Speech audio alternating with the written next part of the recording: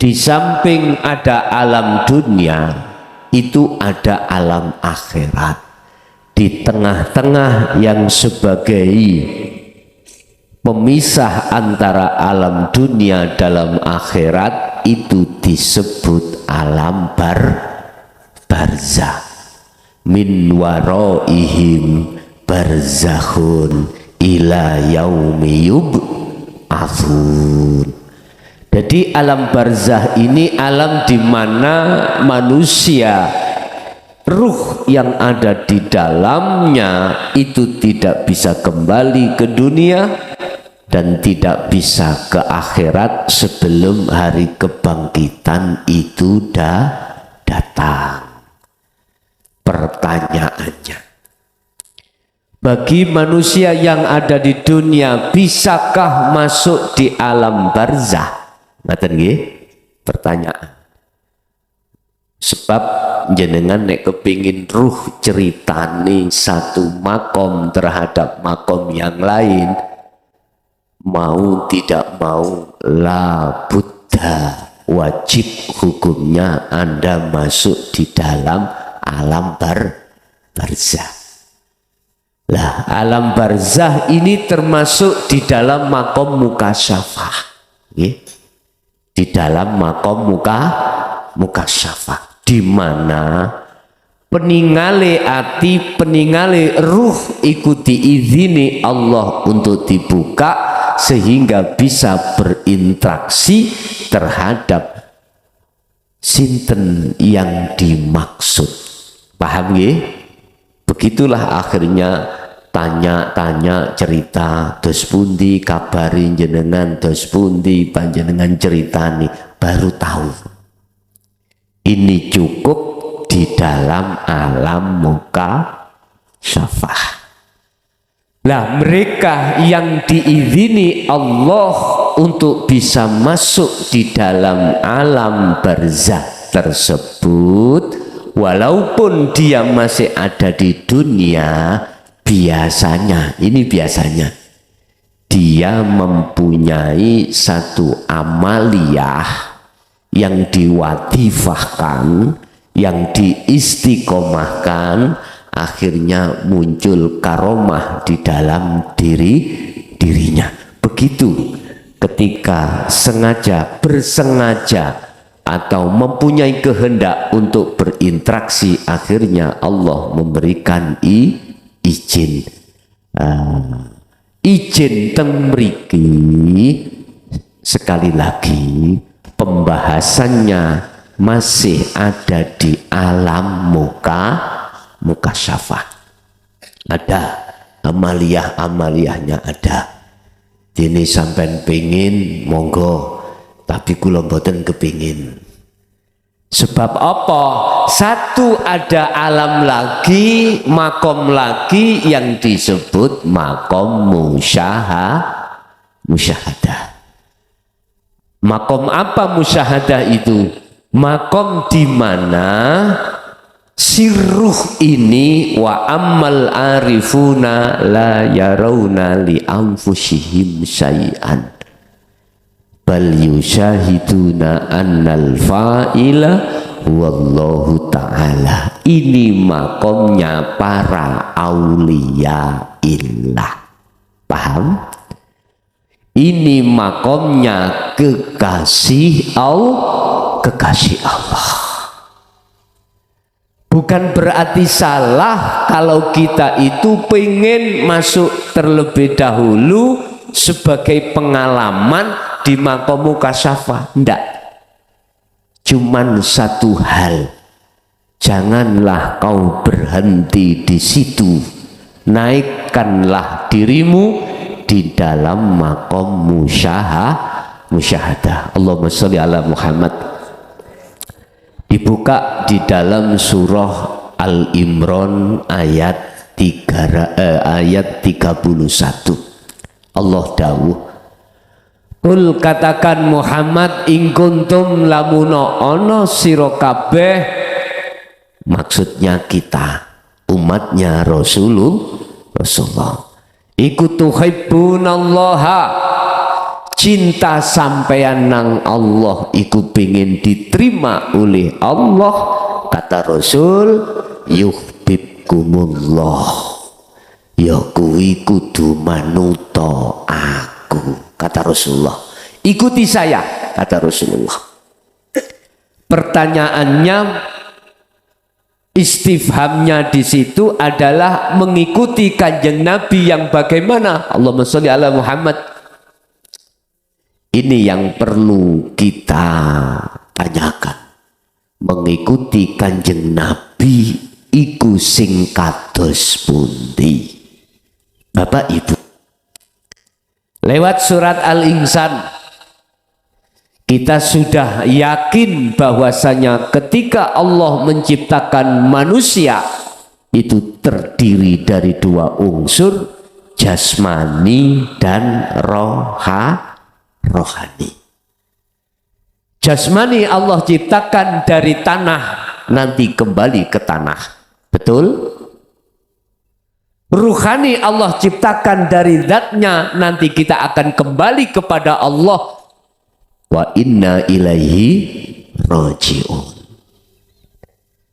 Pertanyaannya, kalau jasad kita gak bisa kembali, pasti sanak kadang saudara tetangga pasti menghantarkan kita. Mboten. Kalau ruh kembali kepada Allah, kalau tidak bisa sampai, mengapa? Terus siapa yang menghantarkan kita? Ini yang jadi ketika saat di dunia. Sebab Allah sampun dawuh dalam satu ayat, barang siapa di dunia mata ruhnya ini masih buta, maka akan terjadi gelap terhadap Allah. Di akhirat nanti juga seperti itu. Wa adallu sabila, dan jalannya itu lebih gelap lagi. Na'udzubillahi min dzalik. Pengen sampai buta rohnya itu? Mboten toh? Nah, bagaimana caranya ruh ini tidak buta? Laksana jasad ini Bapak Ibu, tatkala mata jasad yang disebut ainul basyariyah ini kita buta, pasti kita tidak akan mengerti mana jalan dan bukan. Itu pasti. Begitu juga dengan arwah, begitu juga dengan ruh. Tatkala ruh kita itu masih buta terhadap Allah, maka jangan harap kita bisa sampai pada Allah. Bismuka ingkang rawuh sedaya tak dongakne estu peninggal hatinya, mata hatinya lekas dibuka Allah Subhanahu wa ta'ala. Lahumul Fatihah. A'udzu billahi minasyaitonir rajim. Iyyaka na'budu. Bapak Ibu hadirin yang kami hormati, siapa sih Mbah Songgot itu? Lah ngoten nggih. Alhamdulillah tadi saya sempat masuk di ranah sedikit, tapi niki pun dijadikan sebagai barometer. Sebab kami tidak mau membuat fitnah. Kami tidak mau untuk menjadikan suasana itu mau tanya jawab. Ndak, yang jelas gini. Kekasih Allah itu jelas mata hatinya itu tidak buta. Walaupun orang lain mengatakan mati, sebenarnya beliau tidak mati. Dibuka di dalam surah Al-Baqarah. Para kekasih Allah yang kita anggap sebagai wafat, sebetulnya beliau-beliau itu justru dalam perjalanan kehidupan yang sebenar-benarnya. Pertanyaannya, apakah beliau itu tahu kita sebagai ahli dan umatnya? Lagi itu toh? Dijawab benar. Bagaimanapun orang kalau tidak buta pasti bisa melihat sesuatu yang ada di depan. Terus kembali kepada kita. Tanda-tanda kalau ruh meripat kita buta itu bagaimana? Dan yang membuat buta mata hati kita itu dari apa? Allahumma sholli ala Muhammad. Kembali kepada surah Al-Imran ayat 31. Jikalau kau ingin jadi kekasihku, kata Allah, ikuti Muhammad, gitu. Ikuti Rasulullah. Mengikuti yang bagaimana? Ya Rasulullah, saya ini mengikuti panjenengan yang bagaimana? Kalau boleh dijawab, jangan kau mengikuti syariat saya saja,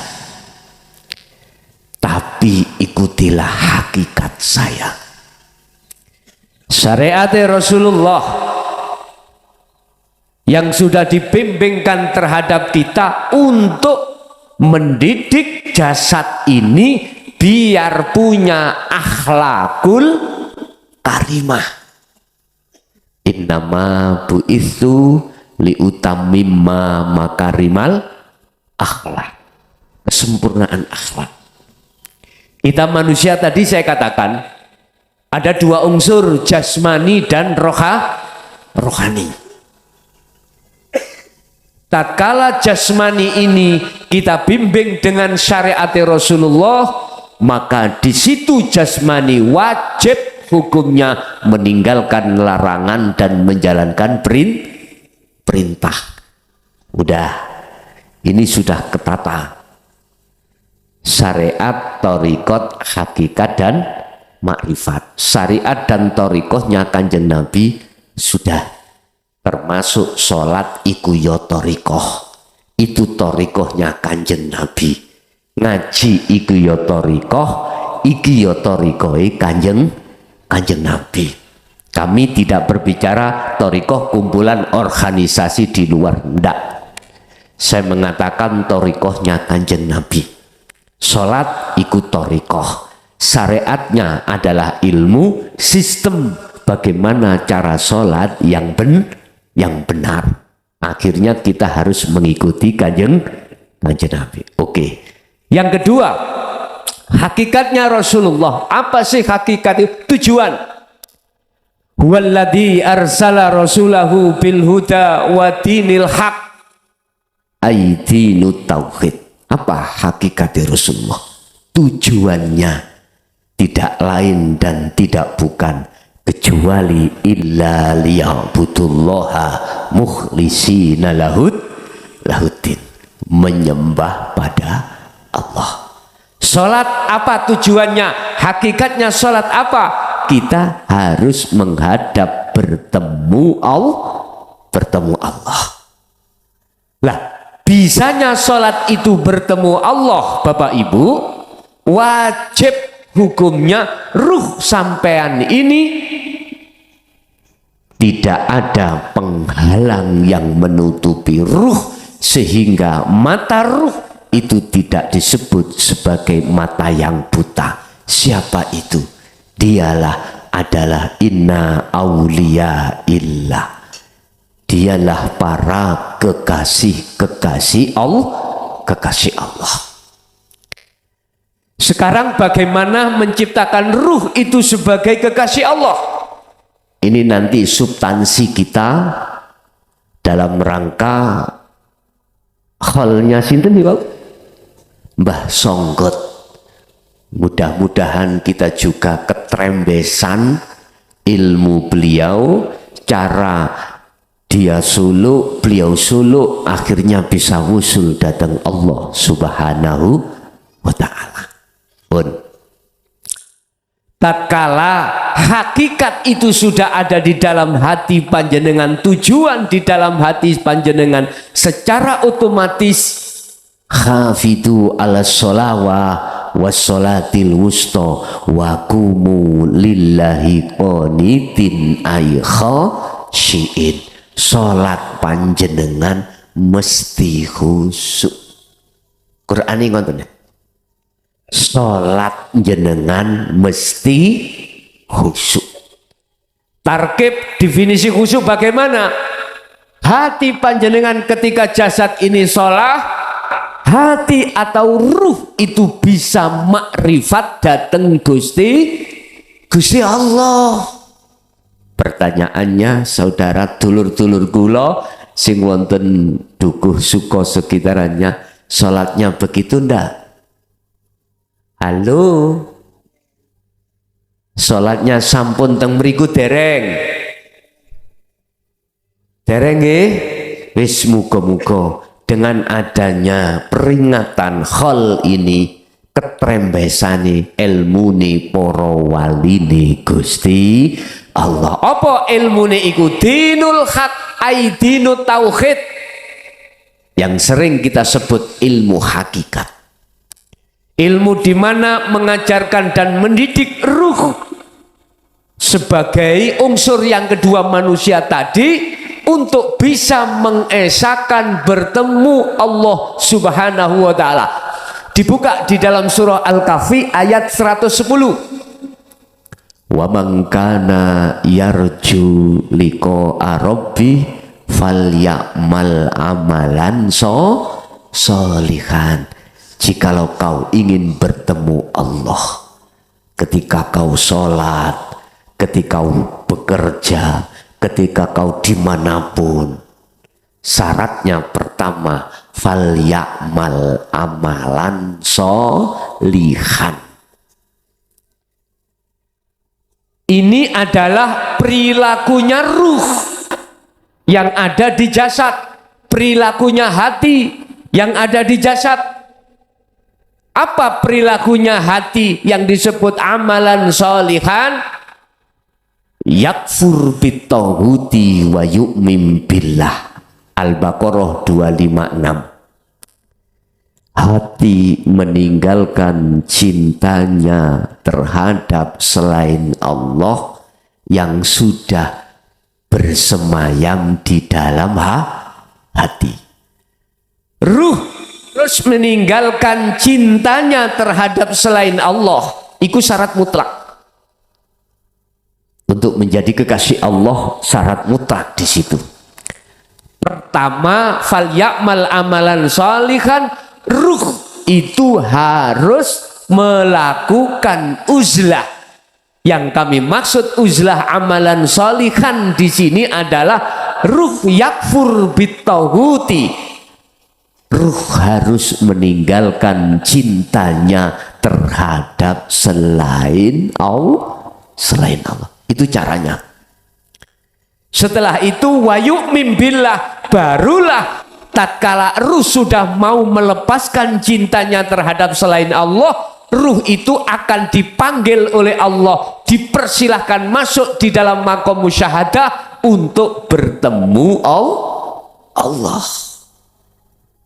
Ini lakunya para kekasih Allah. Seluruh mulai zaman Nabiullah Adam sampai Rasul Muhammad sampai tabi'in as-solihin ai aulia ilah, di sini semuanya lakunya di situ. Wa ma arsalna min qablika mir rasulin illa nuhi. Al-Anbiya 25.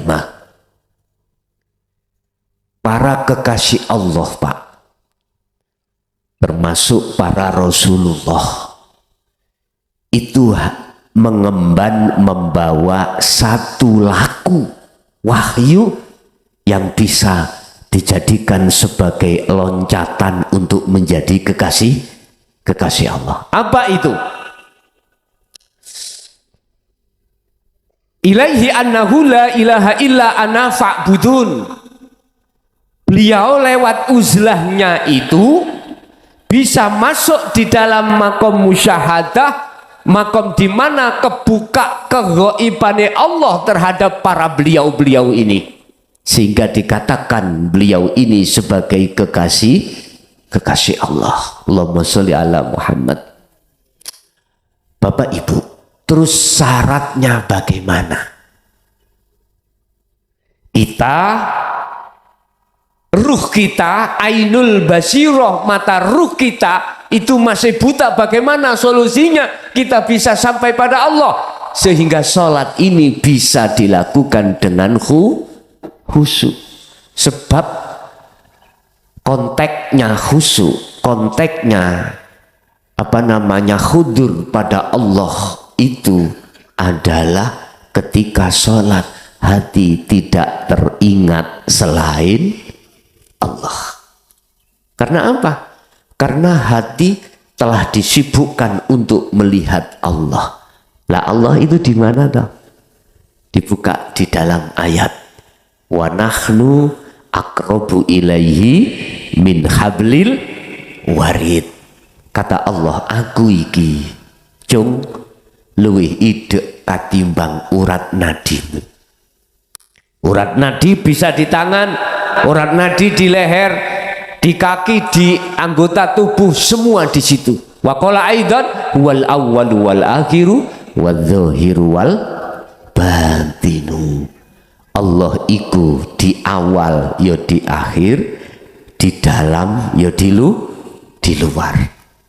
Cuman mata jasad tidak bisa Pak melihatnya, sebab Allah itu tidak bisa diserupakan dengan sesuatu. Laisa kamislihi syai'un, tidak bisa. Berarti dengan ainul basiro, mata hati, mata ruh, kita tidak bisa melihat karena posisi mata hati atau mata ruh masih sementara dalam keadaan buta alias tertutup.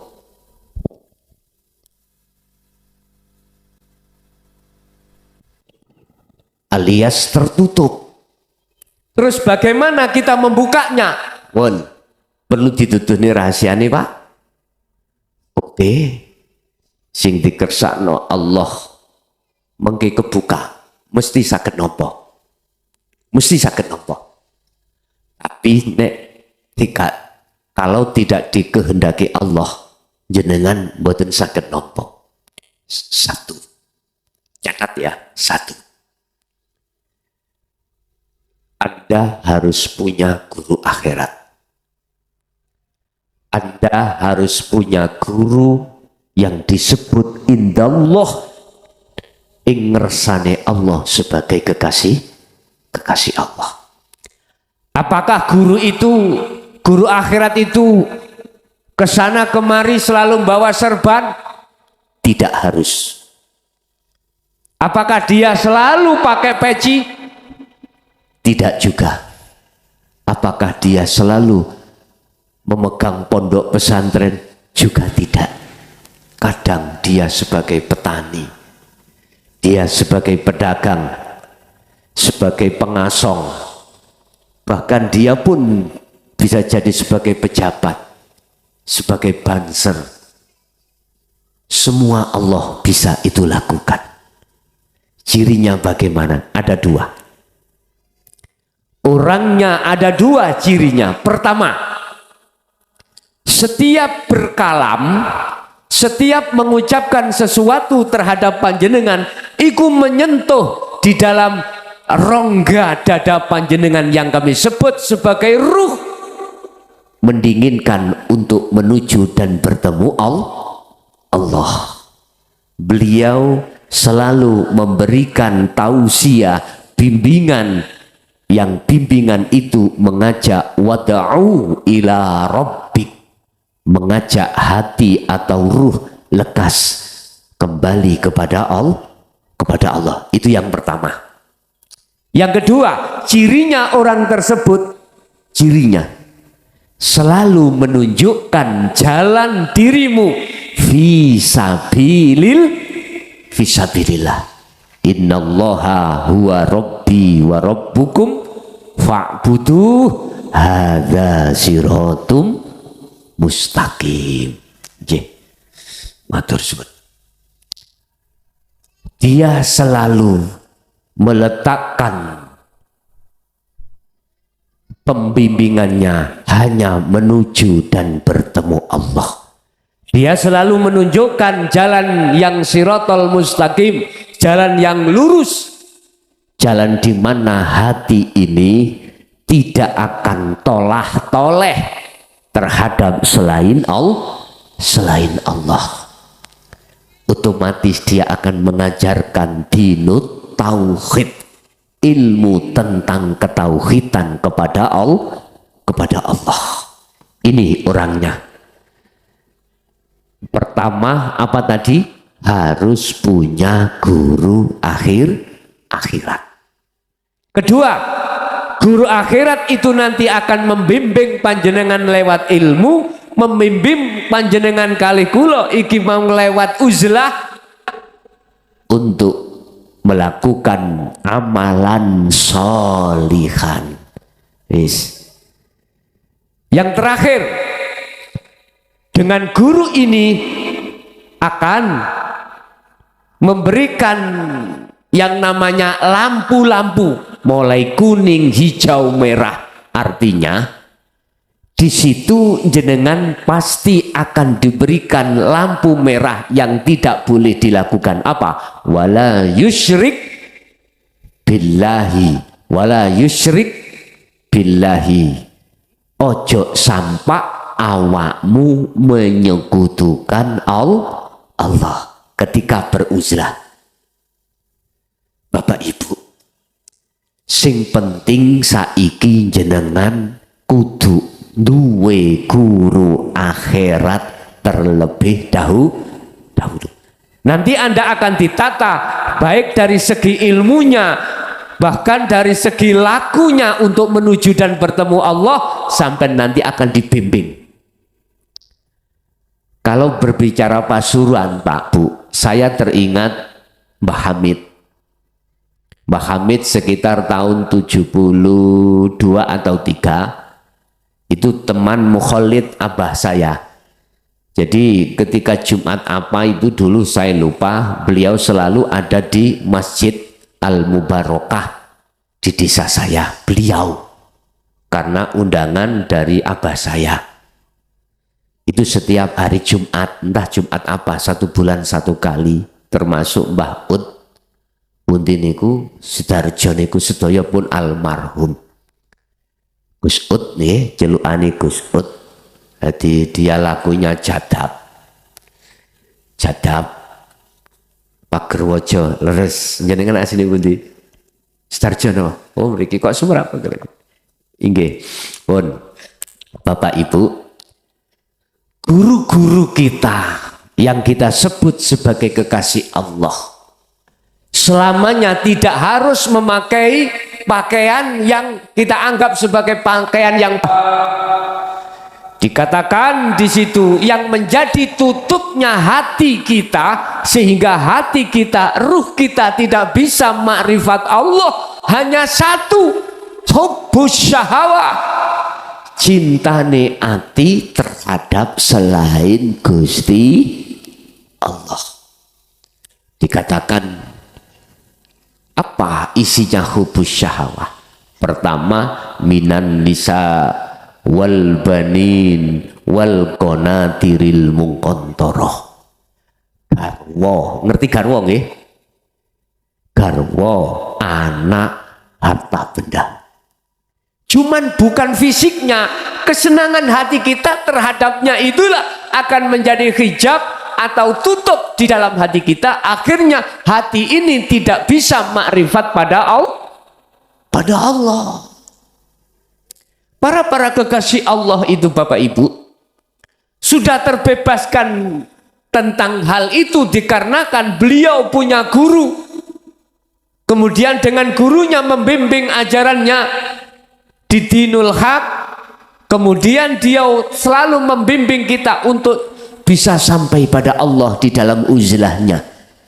Inilah Bapak Ibu cara bagaimana untuk membersihkan tutup hijabnya mata hati kita, sehingga mata hati kita sebelum kita kembali dalam bentuk kematian, kita sudah dicap Allah sebagai kekasih Allah. dijawab di dalam surah Al-Imran tadi 31. Bila mana kau mengikuti aku, kata Rasul, tidak hanya syariatnya, sekalian hakikatnya, biar sampai bisa makrifat, yuhibbukumullah, Allah akan menerima cintamu, wa yaghfir lakum dzunubakum, dan Allah mengampuni segala hal dosa-dosa yang dilakukan oleh jasad, juga dilakukan oleh ruh. Maksiat jasad itu gampang, Pak. Pokoknya mana yang dilarang syariat iku maksiat. Lah, apa yang dilarang di dalam hakikat itu maksiatnya ruh. Yakfur bitaghut wa yu'min billah wa qala aidan ani butullaha wajtanibut taghut. Maksiate roh itu, maksiate ati iku mek situ. Apa? Bercinta terhadap selain Allah. Bersukaria, bercinta mesra dengan selain Allah. Roh ini. Roh lho Pak, bukan jasad lho nggih.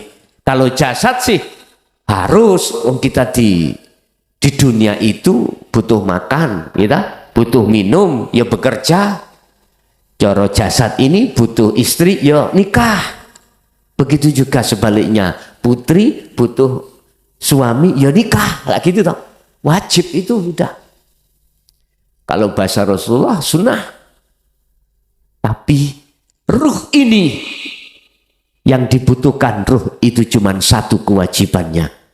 Wa ma khalaqtul jinna wal insa illa liya'budun, hanya menyembah. Kata ya'budun, kata abdun, menyembah ini antara yang menyembah dengan yang disembah harus tahu, harus makrifat. Ini bahasa Quran mengapa memakai illa liya'budun abdun. Ini harus tahu siapa yang kita sembah, bukan tahu sekedar nama.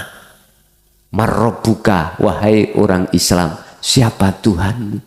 Dijawab Allahu Rabbi, Allah iku pangeranku.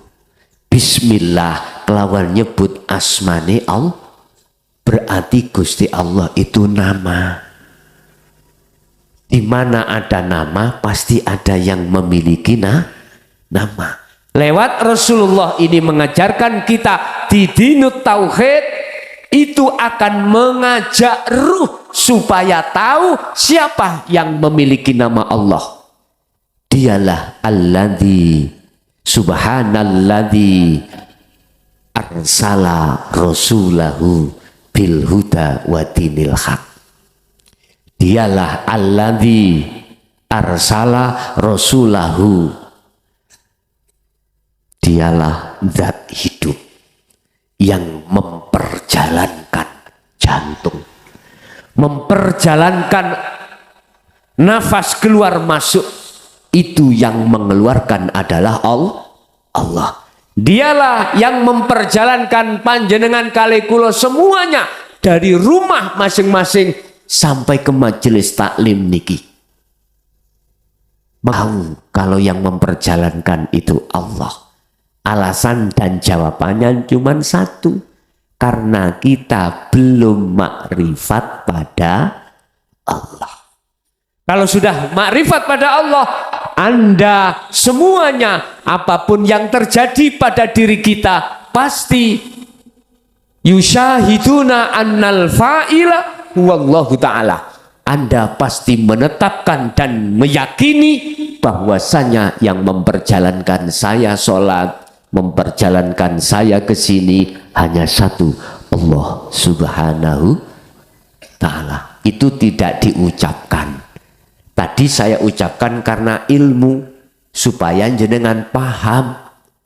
Jadi kita yang hadir di sini, saya yakin ingin ketrembesan ilmunya para kekasih Allah, insya Allah.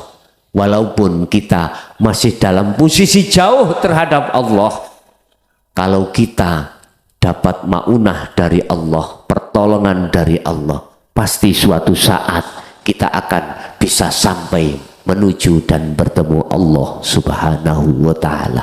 Amin ya Rabbal Alamin. Bapak Ibu hadirin jamaah rahimakumullah.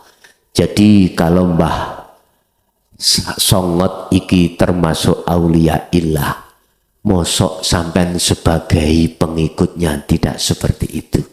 Malu toh nggih? Malu. Kalau itu kekasih Allah, pasti jenengan kali kula ada respon hati untuk menerima ajaran baginda Rasulullah sallallahu alaihi wasallam di jalur dinul haq. Mengapa banyak umat Islam tidak mengenal ajaran Rasulullah di jalur dinul haq, hanya mengenal di jalur syariat saja? Jawabannya cuma satu. Kembali kita sejarah terhadap kenabian. Setelah kenabian ada zaman khalifah. Lah disinilah Bapak Ibu, ketika khalifah Sayyidina Ali, beliau berani mengatakan, mengajarkan tentang dinul haq. Beliau menghadapi ahli kitab yang luar biasa. Akhirnya beliau dibunuh. Hasan Hussein pun dibunuh. Sampai tahun 2014 ajaran Rasulullah di jalur dinul haq ini digegem rapet, disengitno, disembunyikan, takutnya manakala diajarkan di tengah umum akan menjadi fitnah. Paham nggih? Akhirnya kita sebagai umat buta tentang ilmu dan ajaran tersebut. Ini kendalanya. Beliau-beliau yang memegang dinul haq ajaran Rasulullah ini, beliau sangat takut untuk menyampaikan di tengah umum. Akhirnya disampaikan hanya di tempat khusus. Lah ngoten nggih? Di tempat khusus. Karena pertimbangannya takut fitnah. Padahal kita semuanya nanti kembali pada Allah badan. Kita akan kembali pada Allah badan. Udah, kalau kita yakin nanti akan kembali kepada Allah, langkah pertama yang harus panjenengan kali kula siapkan adalah bukalah mata hati terlebih dahulu. Caranya tadi saya katakan, punyalah kau guru akhirat. Dengan guru akhirat akan membimbing kita untuk menuju dan bertemu Allah. Sebab yang bisa menuntun orang buta adalah orang yang tidak buta untuk menuju satu tujuan. Sebab ada orang buta dituntun orang buta untuk menuju satu tujuan, bisa mboten? Mboten saged. Harus yang menuntun itu tidak buta. Itu secara logis. Artinya kalau yang dituntun ruh kita, yang ruh kita dalam keadaan buta, carilah ruh kekasih Allah untuk menuntun kita. Otomatis diajarkan ilmunya, dituntun lakunya, sampailah kita sampai pada makom musyahadah. Bapak Ibu, lah yang perlu kami sampaikan, kalau panjenengan mendatangi makom kekasih Allah, saya mengingatkan, tolong sekali lagi, tolong hudurkan hatimu terhadap Allah. Apa tadi? Hudurkan hatimu terhadap Allah. Caranya bagaimana sampai bisa menghudurkan? Urusan Anda, urusan nanti ditemui oleh Mbah Wali atau tidak, itu nomor 2. Yang nomor pertama, hudurkan hatimu pada Allah. Caranya satu, Anda harus selalu membiasakan hati untuk berzikir pada Allah. Caranya satu, biasakanlah hatimu berzikir pada Allah. Ya ayyuhalladzina amanu dzkurullaha dzikron katsiron. Al-Ahzab. Wahai orang-orang yang beriman, sebutlah nama Allah atau berzikirlah, ingatlah terhadap Allah dengan ingat yang sebanyak-banyaknya. Yang kami maksud ingat di sini adalah ketika saat Anda menghadapi kondisi apapun, hati sadar dan menyadari sekaligus meyakini bahwasanya yang menggerakkan semua apapun adalah Allah. Itu yang kami maksud sebagai zikir di dalam surah Al-Ahzab. Sampai baginda Rasul itu ditegur Allah di dalam surah Al-Insan ayat 25-26. Wadhkur isma rabbika bukratan wa asila wa minal laili fasjud lahu fasabbihu lailan tawilan. Pagi sampai sore Kanjeng Nabi niku manahipun selalu zikir. Kekasih Allah begitu juga pagi sampai sore selalu manahi laili, begitu juga dengan Bu. Kita sampun teng mriku dereng pun dengan adanya haul ini, dengan diperingatkannya haul ini, barangkali lah niki Pak, barangkali Allah mengijabahi ya. Wis mugi-mugi ngijabahi. Pak ijazah nih sekalian. Esuk tumeka sore bengi sibukkan semampu hati panjenengan untuk berzikir. Sanadnya sudah jelas sampai baginda Rasul, dibuka di dalam surah Al-Insan 25-26. Buka di situ. Zikir yang bagaimana yang dimaksud di dalam surah Al-Insan tadi Bapak Ibu? Bahasana secara muhakamah isma isim nama. Berarti hati harus menyebut nama Allah. Tetapi gak cukup sampai itu menyebut asma Allah. Asma itu niki asma ini nopo? Teh pucuk ya. Teh pucuk itu nama. Apakah kita hanya menyebut teh pucuk itu sudah dikatakan merasakan teh pucuk? Belum. Teh pucuk itu nama, yang memiliki nama teh pucuk ya ini. Maksudnya di mana? Rasakan teh pucuk ini. Berarti harus diminum. Isin ini kati ngombe wong jenengan mboten ngunjuk. Kati ngunjuk dhewe engko ae. Ngeten maksudnya. Kita tidak cukup menyebut nama Allah, zikir sir, mboten. Kita harus masuk di dalam ismudzat. Namanya Allah yang disebut Quran surat Al-Isra ayat 1 tadi, alladzi, hidup. Berarti kita harus merasakan, mengimani bahwasanya segala apapun yang terjadi pada diri kita atau di luar diri kita, hakikate sak temene yang berperan itu Allah. Dibuka di dalam Al-Hikam. Syekh Ibnu Athaillah di situ dawuh, tanda-tanda kalau kita sudah meminum teh pucuk ya, misalkan ya, tanda-tanda kalau berzikir kita tidak hanya menyebut nama Allah tetapi bertemu terhadap Allah. Wa ammal arifuna la yarawna li anfusihim syai'an.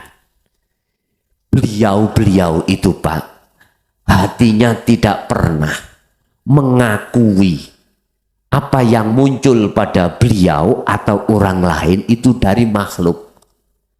Bal yusyahiduna annal fa'ilah wallahu ta'ala.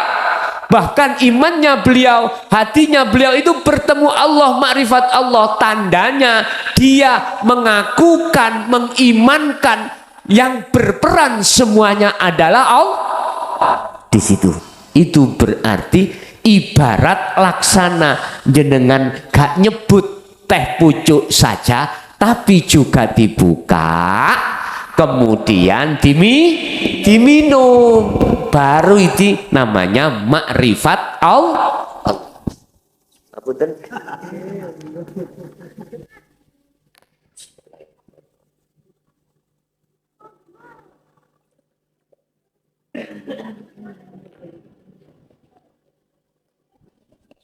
tadi disebutkan rasanya teh pucuk sebelum saya minum. Rasanya teh pucuk itu manis, tidak seperti kopi. Lah sebelum saya minum, saya tidak bisa menyatakan. Cuman katanya, lah gitu nggih. Katanya. Tadi dikatakan wal awwal wal akhir wal zahir wal batin. Allah itu di dalam dan di luar dirimu. Di awal dan di akhir. Walillahil malikal mulki tu'til mulka man tasya.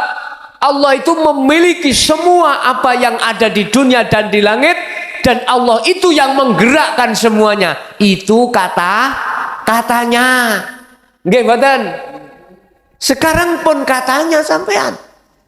Buktikan. Cara membuktikan bagaimana? Yaitu tadi Pak, cari guru akhirat dulu. Anda akan dibimbing ilmunya untuk menuju dan bertemu Allah. Otomatis panjenengan akan diarahkan untuk melakukan uzlah. Fal ya'mal amalan saleh wala yusrik bi ibadati rabbi ahada. Anda akan diharamkan untuk menyekutukan Allah. Allahumma sholli ala Muhammad. Ketika panjenengan sudah diperintahkan untuk uzlah, itu berarti saya mengangkat teh pucuk. Fungsi uzlah adalah memberantas, menghanguskan, mengusir cintanya hati terhadap selain Allah tadi. Makanya disuruh dzikir terus pagi sampai sore, malam terus hati dikongkon berzikir terus. Dengan begitu kotoran hati yang disebut al-auras, kotoran hati yang disebut at-tauhid, itu dengan sendirinya akan logrok atau merotoli. Bahasa Indonesianya apa? Logrok merotoli ini. Hancur pesnak telur. Oh, hancur niku. Setelah hijab itu dihancurkan Allah, maka nyatalah Allah. Laksana gini Pak. Oke, di depan saya ini ada HP, ya. Tatkala HP itu saya tutup dengan kopiah kubluk, sakit kelihatan? Tidak.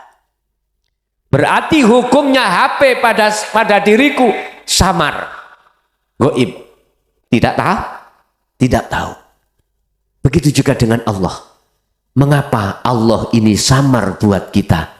Karena kita tertutup oleh perkara selain Allah. Nah ini yang harus dihancurkan di dalam hati Pak. Hanya lewat dzikir itu, ala bidzikrahi tatmainnul qulub. Ingatlah bahwa dzikir itu menjadikan jiwamu tenang. Dengan dzikir tersebut hatimu akan bertemu Allah. Bukan hanya disebut, tapi yaitu tadi harus kita itu lakukan fal ya'mal amalan soleh. Ibarat teh pucuk itu kita angkat, kita minum. Kalau sudah saya minum, kalau sudah saya buka tutup ini, kira-kira sampean tak takoni, Bapak Ibu ini onde-onde, percaya? Mboten percaya. Mesti panjenengan mengatakan itu HP. Iman sampean tadi pasti hanya beriman pada Allah. Yang menggerakkan daun itu Allah, bukan angin. Itu nantinya seperti itu hati sampean. Sehingga Allah bagi panjenengan itu sudah nyata. Bukan anginnya yang nyata, tapi Allahnya yang nyata di dalam hati panjenengan. Allahumma sholli ala Muhammad. Kesimpulan, kita hidup di dunia ini pasti akan mengalami satu kematian. Tolong sekali lagi saya berpesan terhadap panjenengan ingkang rawuh di majelis ini. Panjenengan pun sedorien, panjenengan pun matirien. Bahasa Madura ini nama Pak? Mateh. Panjenengan pun mateh rien, mateh dulu. sebelum ruh sampean hijabnya itu dibuka oleh Allah Subhanahu wa taala. Niki pesan saya. Kalau sudah kebuka, monggo silahkan jenengan kundur kembali kepada Allah, sebab Allah sampun dawuh, mangkana fi hadhihi a'ma, barang siapa di dunia ini hijabnya hati belum terbuka kok ya sudah meninggal terlebih dulu, fahuwa fil akhirati a'ma wa adallu sabila, nanti dia di alam kubur, di alam barzah, di alam akhirat mesti gelap, mesti buta terhadap Allah, alias tidak bertemu. Na'udzubillahi min dzalik. Mugi-mugi anak turun kita direksa Allah menjadi anak turun ingkang solih dan solihah, terus ruh-ruhnya kekasih-kekasih Allah juga ngeleberi terhadap panjenengan kali kulo ila yaumis sa'ah. Lahumul Fatihah. A'udzubillahi minasyaitonir rajim.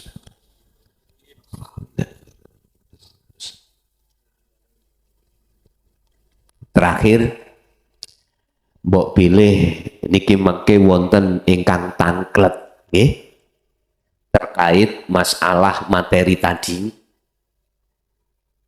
Sebelum kami tutup tausiah ini, saya persilahkan. Jadi ada season pertama penjabaran tausiah tadi, season kedua barangkali ada yang tanya. Baik ibu-ibu, bapak-bapak, kami persilahkan.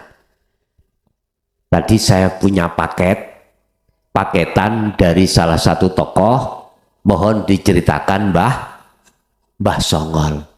Umpama kula cerita Pak, gak ndadekno fitnah. Kula khawatirin ndadekno fitnah. Yang jelas saya ringkas, aulia illah iku ngerti kita,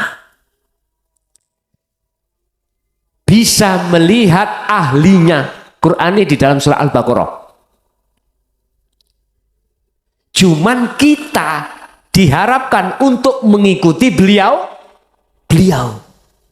Lah, ajaran ini sumbernya dari Rasulullah Shallallahu Alaihi Wasallam. Syariate kanggo jasad, hakikate kanggo roh. Biar bisa makrifat, panjenengan gak cukup ada di syariat. Sebab dalam Islam udhulu fisilmi kafah iku wonten sekawan kesempurnaan Islam. Syariat, thariqat, hakikat dan makrifat. Monggo jenengan derekake lampah-lampah beliau ini. Berarti yang inti adalah lampah wahyu Allah yang disebutkan di dalam surah Al-Anbiya 25. Apa? Annahu la ilaha illa ana fa'budun. Sembahlah Allah di dalam dirimu, jangan menyembah selain Allah. Paham ya? Bon, ada yang tanya, kami persilahkan. Monggo. Barangkali ada yang tanya, monggo.